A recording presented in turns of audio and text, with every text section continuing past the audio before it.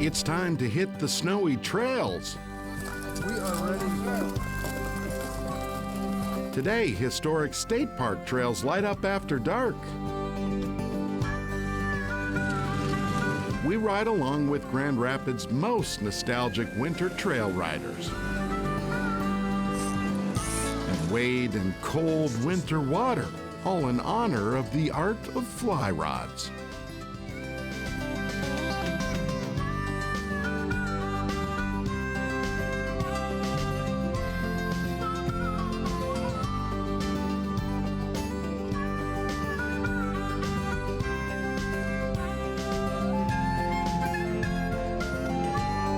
Minnesota Bound, presented by Connecticut Water Treatment Systems. Hi everybody, Bill and I welcome you to the show. Today we are hitting the trail. Yeah, we sure are. Up first, we're headed to Mille Lacs-Cathio State Park, where the snowshoeing and skiing trails get just a ton of use. But here's the thing, a group of volunteers figured out how to keep the trails alive well after dark. Snow and wind wrap the woods in an eternal blanket of cold, quiet romance. The nature of lonely winter trails widely forgotten. Until now. Pretty sure we make loop. Right there.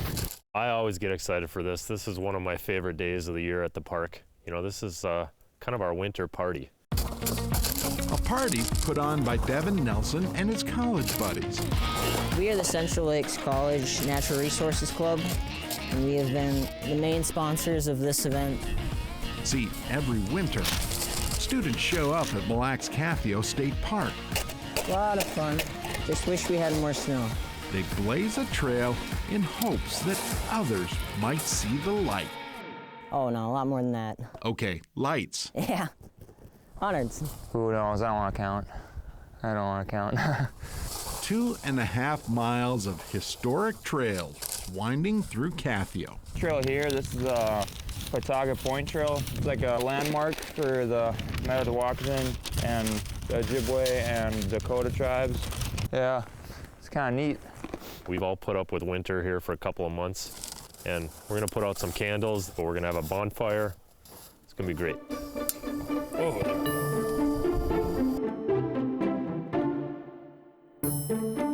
A unique experience to celebrate just being outside and using the trails here in the park. We are ready to go.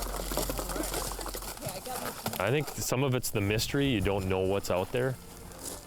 You know, when you're following a Candlelit trail, there's just few peacefuler things. There's just something wild about that.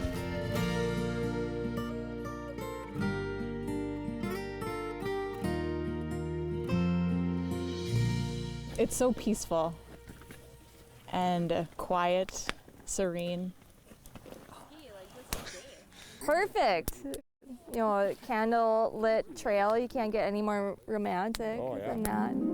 Ah yes, what you'd expect from newlyweds. It's very nice. Who needs s'mores, right? I love it. The walk was wonderful. I loved the candles and the opportunity to cross-country ski. It's nice to get out and away from the city and enjoy the beauty. Cathio's cold candlelit trails. The perfect place to get lost.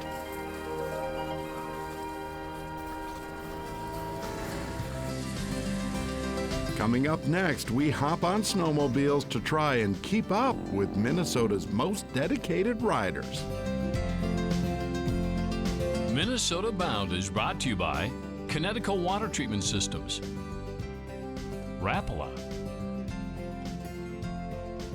Midwest Exteriors MN, and by Ice Castle Fish House and RV.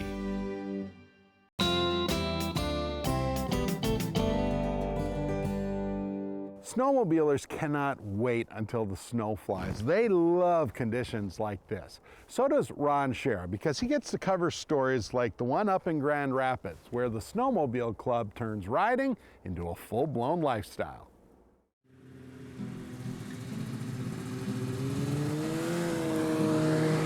It should be of no surprise.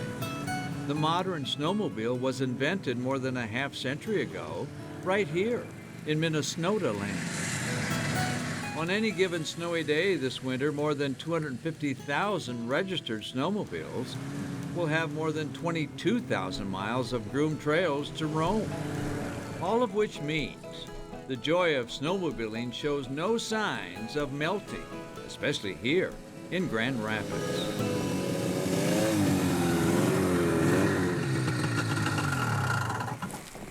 Nice vehicle. Thank you. 1972 Polaris SS Charger. On this day, folks have gathered to celebrate the Jacobson Classic, a ride featuring vintage snow sleds and a rider's love affair. Oh, it's just fun of doing it. You know, something vintage that's, you know, older and you don't see these things anymore. Just a great time. Well, the Jacobson Classic goes back to 1985. A bunch of guys got together and they didn't have much money, so they got together with a bunch of old sleds, thinking that that was the way to go, not knowing that someday they'd be collector's items. So they started making a run from Jacobson to Swan River, just a something to do in the middle of the winter. And it kind of grew out of that, and I believe it's probably one of the longest classic runs in existence in Minnesota. It's our 29th year now, and it's just a chance for everybody to get together and have a good time and see people you haven't saw for a year. I'm riding a 1973 Raider with a 399 CCW engine in there, and my brother is also riding a Raider, and so we're termed this year, we call ourselves Raiders of the Lost Ark. When you come out on the Classic, you're going to see a lot of different sleds, anything from really nicely restored ones to some really custom built, and we're sort of geared towards the custom built ones. That's what our thing was for many, many years. The way I describe it is it's sort of like a carnival on wheels. You got to be here to see it. You know, you don't have to have a whole lot of money tied up into these old sleds. You know, sometimes you can pick them up for 25 bucks, and with a little bit of duct tape and elbow grease, you can get them running. This is a 1978 Skidoo 6500 Blizzard. Put in a whole new exhaust system and converted it all to make it work. Year to year and a half on my spare time. It's kind of a hobby.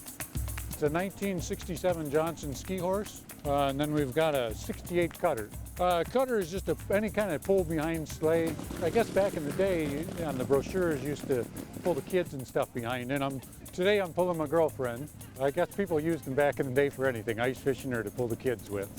Too bad you don't see them used too much nowadays. It's actually kind of fun. I ride the whole way. I have a 1963 Skidoo, one of the first early models they came out with. My dad bought it brand new. I still have the book at home that came with it. Been running out here a few times on the ride and trying to keep it running. Did you say keep them running? And of course we have what we call the go juice, because a lot of times they don't always start the best. The old sleds, you know, you can't find them, they can't make them anymore, and this is the whole idea of just trying to stay young with the machines. This get-together for oldies but goodies also is a fundraiser for the Jacobson Fire Department, as well as the town's parks program. We got a really good relationship with most of the stores around here. They donate a ton of prizes. We have hoodies, we sell buttons. All of raffle tickets and the buttons that we sell goes right directly back into the park department. It shows you how much a small community can be supported in its own self and how much people actually really do care. And love the old sleds. Take a ride on a vintage one. You don't go very fast, but you never see a vintage snowmobile rider without a smile.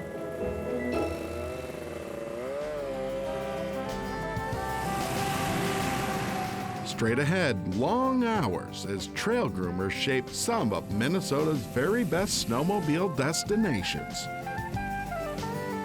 Closed captioning provided by Star Bank.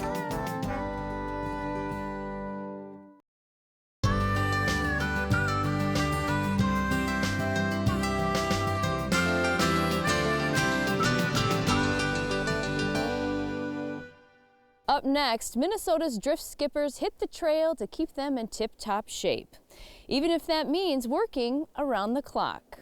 My dad tagged along for the ride. Snowmobiling isn't rocket science, you know. Here in Grand Rapids, you can walk out the hotel door, saddle up a sled, and hit the trail.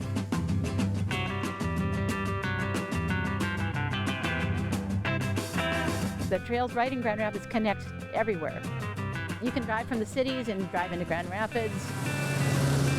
You can drive down from Roseau, which we've done, and they're all connected. You can go east, west, north, or south from Grand Rapids. Trails maintained by a local snowmobile club. We're in the maintenance portion of the Drift Skipper Clubhouse. This is where we perform all our maintenance checks on the equipment that we use to groom the trails. The Drift Skippers groom 73 miles of trail in and around Grand Rapids and south to Hill City, 73 miles of some of the finest trails in the state of Minnesota. When we're in the heart of the snowmobile season, we groom 7 days a week, sometimes 24 hours a day, to ensure a nice ride for the people who use our trails. I've always had a passion for snowmobiling. It's a great civic organization too, but what it brings to the area and to the community in the way of recreation opportunities and economic growth for the area. Judy Lundquist has a different reason for being a drift skipper. Well, that's an interesting story. I had cancer, and part of being a cancer person, as you're going back and forth to treatments, you go, oh, what haven't I done yet? My middle son came home and he says, I've got a new snowmobile, Mom, take it for a ride. And I said, okay, I haven't done that yet. And I loved it, absolutely loved snowmobiling. Before you knew it, I was a club member. The Drift Skippers were formed in 1969. I've been a member since 1985. We're going to ride out to our west shelter this morning. We have a shelter located in the center of the western part of our trails.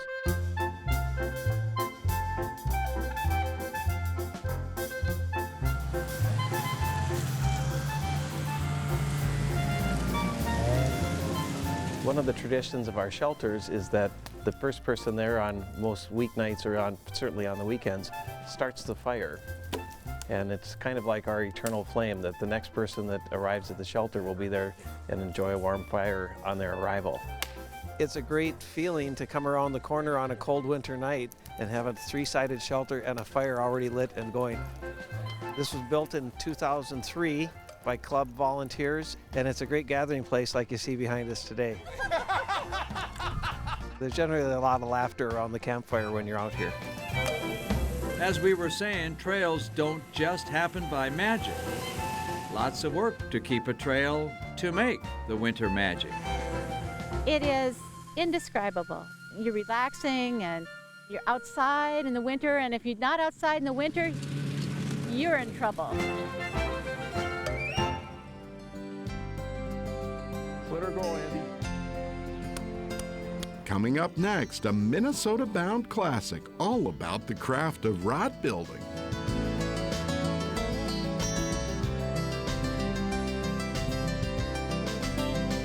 Minnesota Bound is brought to you by Radco Truck Accessories,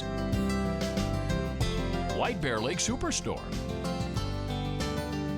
and by Totem Resorts, the premier destination for world-class fishing.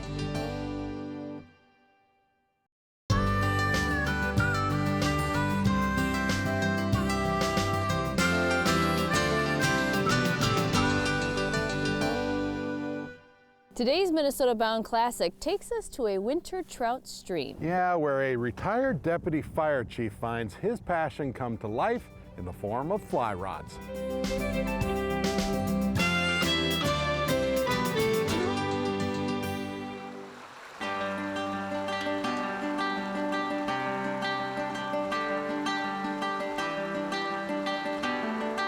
One of the things I like to do when I get on the creek is to put my rod together right there on the spot rather than do it at the truck.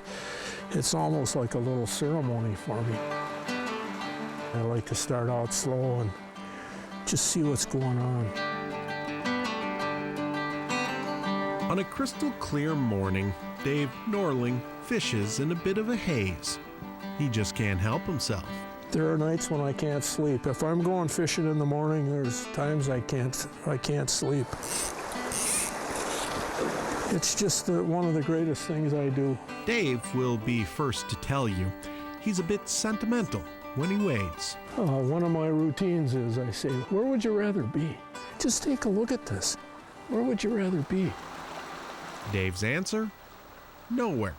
After all, fishing's in his blood. The name Norling, if you were from Söderhamn, Sweden, and you were in Norling, that would mean that you were a fisherman. Dave fishes as a means to an end which begins in his backyard.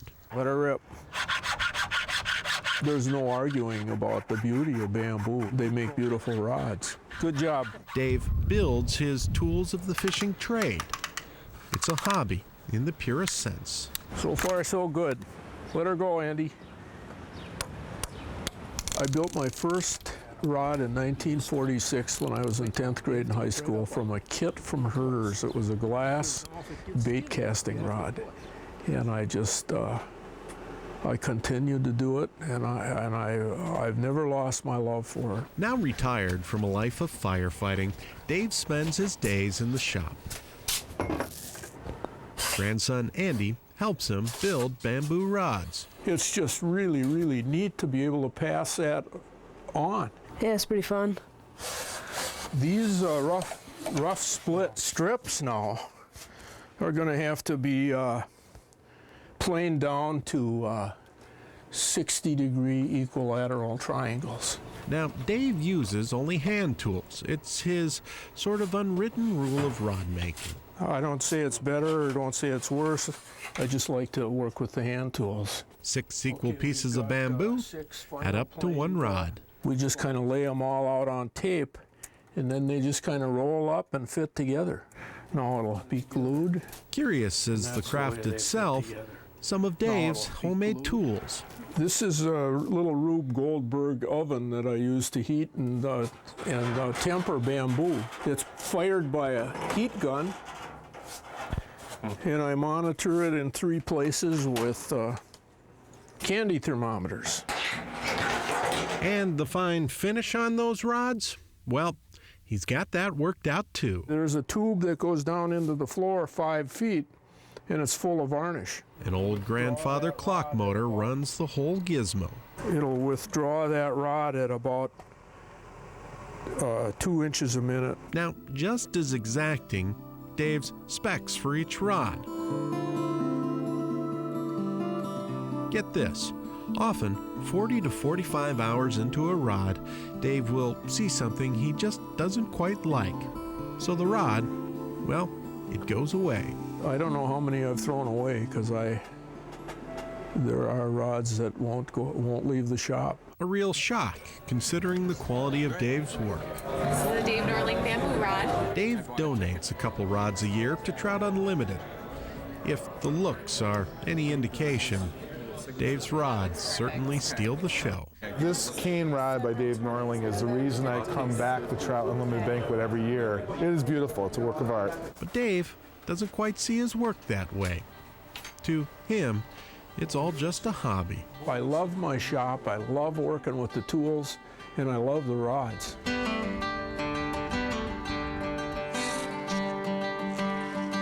And no doubt, he loves that tug each time his bamboo rod works.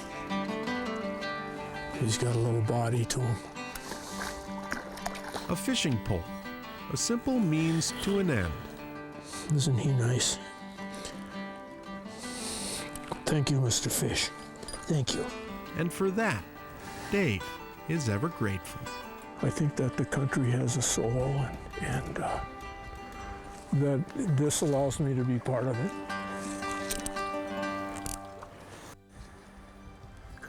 You know, Dave's rods, even now, are highly coveted by anglers all over the Midwest. So cool. Hey, drop us a note and let us know how we're doing. You can find us on Facebook or at minnesotabound.com. We'll see you back here next week. In the meantime, introduce a kid to the great outdoors. Bye, Rob.